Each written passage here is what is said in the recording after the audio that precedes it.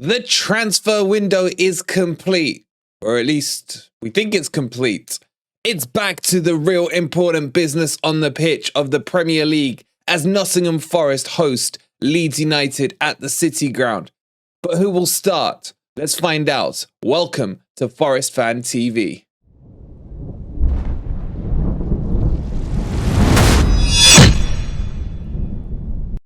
Good morning, good evening, or good night, wherever in the world you are. Whatever time of day you're watching this, hope you're having a fantastic day. And welcome to your match preview for Nottingham Forest versus Leeds United in the Premier League. Kickoff will be at 2 p.m. on Sunday. We'll have the watch along, as always, from you from 1:30 p.m. And get your pre-match thoughts into the WhatsApp. Send me a message on WhatsApp, a quick little 30-second video. The number's down there, 07869 493598, +44 if you're from outside the UK, and let us know exactly what you're thinking. Coming up on today's video, we will talk you through the predicted team lineup.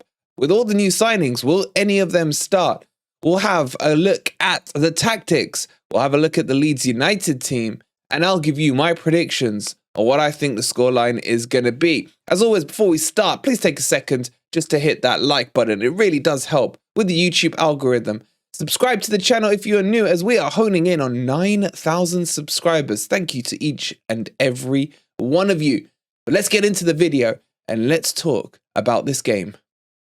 All right, guys, so a few interesting things to discuss, mainly off the back of what Steve Cooper's been saying in his press conference yesterday.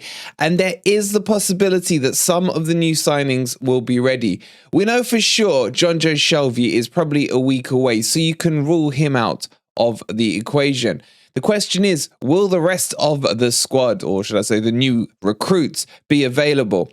And that will depend on match fitness. We'll talk about the team in a second and who I think will be put in there.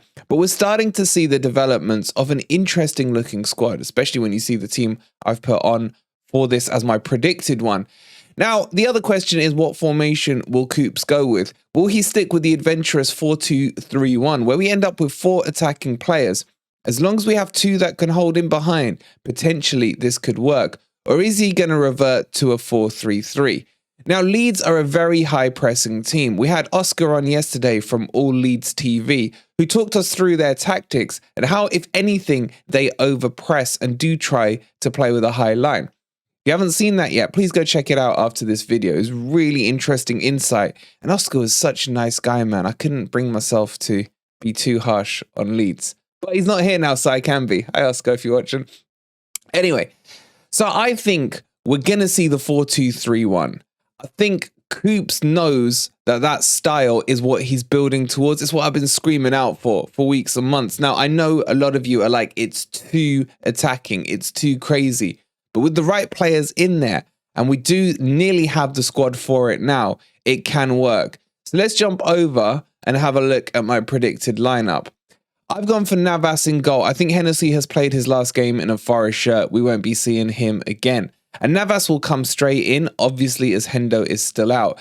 The debate over Hendo's injury still rages on, as Steve Cooper, yet again, was not clear on it. When asked about it, he said, yes, he's not far away, but no, he is far away. It's like, what the hell does that even mean, man? I can't see Navas coming in and not competing for that first team shirt. And I think it's going to be interesting once Hendo comes in. My gut feeling says, with our medical staff, it is probably a longer injury than first proclaimed on Hendo. And the rumours that he was going to be back for the Fulham match, in my estimation, are not true. And it's probably going to be more towards the end of Feb before we see that competition for places. So I fully expect Navas into this team. For those of you who are quick-eyed, you may have just noticed that William's name has changed to Aurier. Nothing for that apart from the reason that I forgot. Anyway, in the defense, this is the one I would like to see. Am I convinced that we're going to see Felipe blooded this early? No, because he's only had 4 games this year and not a single game since November. But I feel with the centre-back, that is a position where you can chuck them straight in, because they don't exactly run at 100 miles per hour. Well, definitely not our centre-backs, for 90 minutes. So as long as his fitness is okay and he's been training quite well this week, By the way, for those of you who are interested and a little weird like me who like to know player numbers, Felipe is number 38 and I believe Navas is number 12. Don't know if that interests anyone. Let me know if it does down in the comments below. But Aurier comes back in. Look, there's been a couple of question marks over Aurier at right back. And I understand them, but I still think what he's done has given him more than enough credit in the bank to continue in that position. And he just needs to be a little more disciplined at getting back and going forward at the right times. And I think he'll be fine. I really do. He came on at the end of the second leg, in the Manchester United game. Some of you are saying he didn't play too well. He was at fault for the second goal. Just remember what he's done for us so far this year, and he's allowed the odd lapse in a game or two as long as he's back and focused. I like the look of this partnership with Felipe and Bolly as the centre-backs. As soon as Niakate is back fit, I think Bolly will be dropped, Felipe moves to the right, and Niakate in on the left. Felipe can play on either side. It doesn't matter to him if it's the left side or the right side. So I expect Bolly to go back to his more natural position on the right. And that Felipe-Lodi combo, that green chemistry FIFA-style link, will be in full flight as the Brazilians form a partnership there on the left-hand side. What do you guys think of that back five? I don't think it's too bad at all, to be honest. And it's a hell of an improvement from earlier on in the season when we had Cook in there, McKenna, and Worrell. It just looks better to me.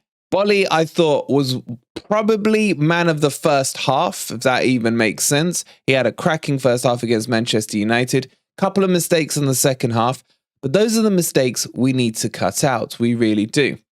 Moving into the midfield, I've gone for the 4-2-3-1, obviously. I've got Freuler and Danilo to be the two. I expect Danilo to be getting up and down and Freuler to be holding. Now, is this the right way around? Don't know yet.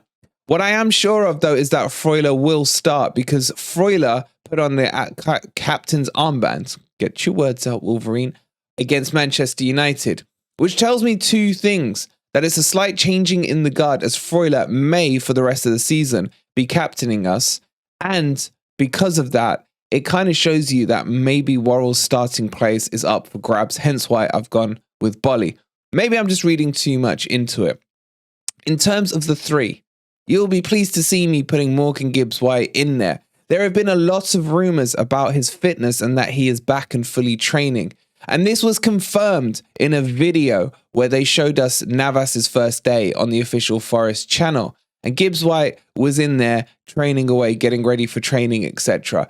So I do have a feeling that MGW will be unleashed again against Leeds. I may be wrong. Look, if he's not, then I would expect Scarpa to be playing in the 10 and then maybe Dennis out on the left. But assuming Gibbs-White is fit, I would go for that 3. Scarpa, Gibbs-White, Jono. I personally would like to see Scarpa on the right-hand side, Dennis on the left, and then Jono used as an impact sub because he is a very streaky player at the moment. When he produces, he's one of the best players in the league, but he can go missing in games for long periods of it. The reason I've got Scarpa as well on the left in this setup is of the wand of a left foot that he has. The ability for him and Lodi to whip some balls in, and we finally have an aerial threat in there in Wood. I expect to see a good few crosses whipped in this game for the likes of Wood to attack and try and get on the end of. Now, do I think Wood is all that? Hell no. Hell no. But could this gameplay and this style suit him? This is the formation that if you want to get the best out of Wood, you're going to have to go with. He's not going to be able to blister in behind the Leeds defense, but if a ball comes whipping in for him, you never know. It could be very, very interesting. Outside of that, if it was to be the 4-3-3 or Gibbs-White was still injured, I'd probably expect to see Mangala brought back into the 3 and then potentially Wood, Scarpa and Jono as the attacking 3. But I like the setup of this. This team actually doesn't look bad at all. If this team was fielded, I'd be quite confident on a win. I don't know what you guys think. Do you agree with it? Some of you may put Surridge in ahead of Wood. I would question to why. The only reason I've got Wood ahead of Surridge isn't because I think he's a good player. Is because I think he's less crap than Surridge, if that makes sense. So that's the team I'm going with. Let me know down below. Do you like it? Do you agree with it? Do you like the formation? Or would you be playing a 4-3-3? Okay, for the Leeds team, I've gone to our good friends at All Leeds TV. I'm sure they don't mind me sharing this, but please go and subscribe to the channel. We had Oscar on yesterday from them who talked us through everything, as I mentioned earlier on. And as you can see, there's a few different teams and formations they've gone for here. Most of them seem to agree that Leeds will start in a 4-3-3. What's interesting to see is which pairing it would be in the front three. The one that scares me the most, if I'm honest with you, is the one Oscar's gone for, where he's got Nonto, Bamford, and Sinister, who is a fantastic player. If they go for that, I do worry about the attack they have down the wings. They've got pace, they've got skill, and they've got low centers of gravities. In terms of Bamford doesn't worry me too much. I know I'm probably going to live to regret saying that, but he doesn't. I think he's too streaky. He's probably going to get injured after 5 minutes. I'm not too worried about him. Where we can hurt them is in defense. Voba, although I think is very good and very, very high rated, the problem Leeds will have is they will play with too high a line. And if they do that, we can hit them with our pace and counter-attacking style. And there will be plenty of space for the likes of Jono to work into. And if MGW plays, you know he's going to find those through balls. Players to watch out for are Adams, who I really do rate. I think he's a great midfielder. He could be a problem. But Danilo and Freuler may be able to get on top of him. And then obviously there's McKennie, who's come in the big money move on loan from Juventus. I personally think he is way overhyped and he's not that good. Again, saying that now, he's probably going to score. So I expect potentially him to start with Rocker and Adams. That will build up their front three. Look, if I was going to pick a team for Leeds, I'd be leaning more towards Chris and Oscar's team here than the rest of the guys at All Leeds TV. But they're the players. Look, the keeper can be dodgy. Their wingbacks, their fullbacks, sorry, should I say, aren't the greatest. And I think we can get in on those channels if we use the width correctly. But overall, this could be an entertaining match, or it could be a really scrappy match. And that gets us onto the stage of where are we on my score prediction.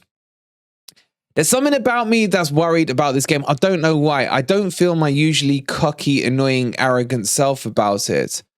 And I just feel, look, if we play the team that I put out there, I've got every confidence in the win. My worry is if we see a Worrell or a McKenna in the back four, or both, my God, how that would pan out. I feel you go with Bolly, you go with Felipe, and you start with that. If Felipe starts to gas after 60 minutes, then fine, bring on a sub and replace him. But if we go with that 4-2-3-1, with those specific players that I've chosen, I can see Forest getting a result out of this game. Now, it's quite easy to predict results at the City Ground. You either go 0-0, 1-0, or 1-1. Apart from the Leicester game, it's pretty much been that the whole season. But remember, we are undefeated at the world-famous City Ground since that Fulham match in the league.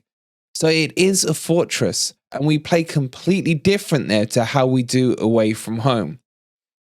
I'm going to be boring, and I'm going to say 1-0 to Forest on this one, just based on previous form. Let me know what you guys think down below. Remember, we do, more times than not, beat Leeds when we face them. I can't wait to see your predictions. Thank you so much for watching. Don't forget, tonight we got more content coming up, so keep an eye out for that. The watch along tomorrow and the all new player ratings, which you guys really enjoyed after the Manchester United match. So I'm looking forward to doing that with you guys.